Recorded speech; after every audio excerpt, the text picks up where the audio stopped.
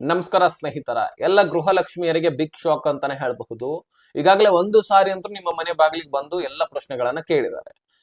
ನಿಮಗೆ ಒಂದು ಸ್ಟಿಕರ್ ತಮ್ಮನಲ್ಲಿ ಕಾಣುತ್ತೆ, UHID ನಂಬರ್ ಜನರೇಟ್ ಮಾಡಿ ನಿಮ್ಮ ಮನೆ ಬಾಗಿಲಿಗೋ ಅಥವಾ ಗೇಟ್ಗಳಿಗೋ ಅಥವಾ ಇನ್ನಿತರ ಗೋಡೆಗಳ ಮೇಲೆ ಅಂಟಿಸಿದ್ರು.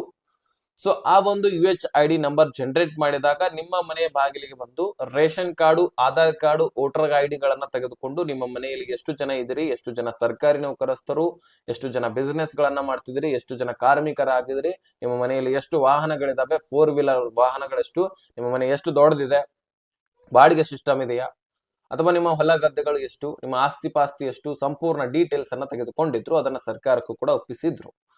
ಸೊ ಇದರ ಜೊತೆಗೆ ಮತ್ತೆ ವೆರಿಫಿಕೇಶನ್ ಆಗ್ತಾ ಇದೆಲ್ಲ, ಅದಕ್ಕಾಗಿ ಮತ್ತೆ ಈಗ ಪ್ರಶ್ನೆಗಳನ್ನ ಕೇಳಿಕ್ ಬರ್ತಿದ್ದಾರೆ. ಸೊ ಒಂದ್ ಕೆಲಸ ಮಾಡಿ, ಮೇಲ್ಗಡೆ ಬಯೋದಲ್ಲಿ ಬೋಡ್ಕಾಸ್ಟ್ ಚಾನಲ್ ಇದೆ, ಅದಕ್ಕೆ ಜಾಯ್ನ್ ಆಗಿ ಇದೇ ರೀತಿ ತಮಿಳ್ ಮುಖಾಂತರ ಒಂದು ವಿಡಿಯೋ ಸಿಗುತ್ತೆ. ದಿನನಿತ್ಯ ಬರ್ತಕ್ಕಂಥ ಅಪ್ಡೇಟ್ಸ್ ಗಳು ಕೂಡ ಅದೇ ಗ್ರೂಪ್ ನಲ್ಲಿ ಸಿಗ್ತಾ ಇರತ್ತೆ.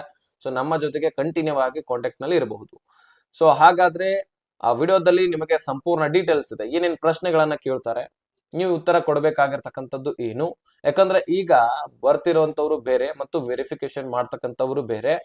ಸೊ ಅದರಲ್ಲಿ ಪ್ರಶ್ನೆಗಳು ಕೂಡ ಬೇರೆ ಬೇರೆ ಆಗಿರ್ತವೆ.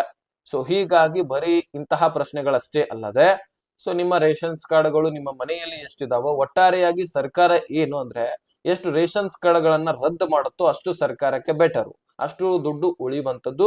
ಮತ್ತೆ ಯಾರು ಅರ್ಹತೆ ಹೊಂದಿಲ್ಲ ಅವರಿಗೆ ಮಾತ್ರ ದುಡ್ಡು ಜಮಾ ಮಾಡೋದಿಲ್ಲ ಸರ್ಕಾರ, ಇದಂತೂ ಕನ್ಫರ್ಮ್. ಯಾಕಂದ್ರೆ ಈಗಾಗಲೇ 100 ಕೋಟಿ ಗಟ್ಟಲೆ ನಷ್ಟವನ್ನ ಸರ್ಕಾರ ಅನುಭವಿಸಿದೆ. ಅದೇ ಮತ್ತೆ ರಿಪೀಟ್ ಆಗಬಾರ್ದಲ್ವಾ.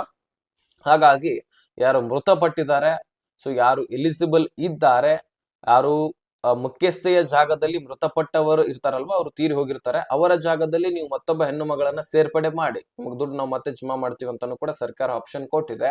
ನಿಮಗೆ ದುಡ್ಡು ಬರ್ತಾ ಇಲ್ಲ, ಮೃತಪಟ್ಟಿದಾರಂದ್ರೆ ಯಾರಾದ್ರೂ ಹೆಣ್ಣು ಮಗಳನ್ನ, ನಿಮ್ಮ ಮನೆಯಲ್ಲಿ ಇರ್ತಕ್ಕಂಥ ಹೆಣ್ಣು ಮಗಳನ್ನ ಸೊ ಆ ಒಂದು ಸ್ಥಾನದಲ್ಲಿ ಸೇರ್ಪಡೆ ಮಾಡಿ ನಿಮಗೆ ಮತ್ತೆ ದುಡ್ಡು ಜಮಾ ಆಗತ್ತೆ. ಸೊ ಇದು ಒಂದು. ಮತ್ತೆ ಇದಕ್ಕೆ ಸಂಬಂಧಪಟ್ಟಂತಹ ಎಲ್ಲ ಇಂಪಾರ್ಟೆಂಟ್ ಮಾಹಿತಿ ಆ ವಿಡಿಯೋದಲ್ಲಿದೆ, ಅದನ್ನ ನೋಡ್ಕೊಳ್ಳೇಬೇಕು, ಇಂಪಾರ್ಟೆಂಟ್ ಮಾಹಿತಿ ಆಗಿದೆ. ಸೊ ಈ ವಿಷಯವನ್ನ ಎಲ್ಲ ಗೃಹಲಕ್ಷ್ಮಿಯರಿಗೆ ಶೇರ್ ಮಾಡಿ, ಅದಕ್ಕಿಂತ ಮುಂಚೆ ಪೇಜ್ಗೆ ಫಾಲೋ ಮಾಡಿ.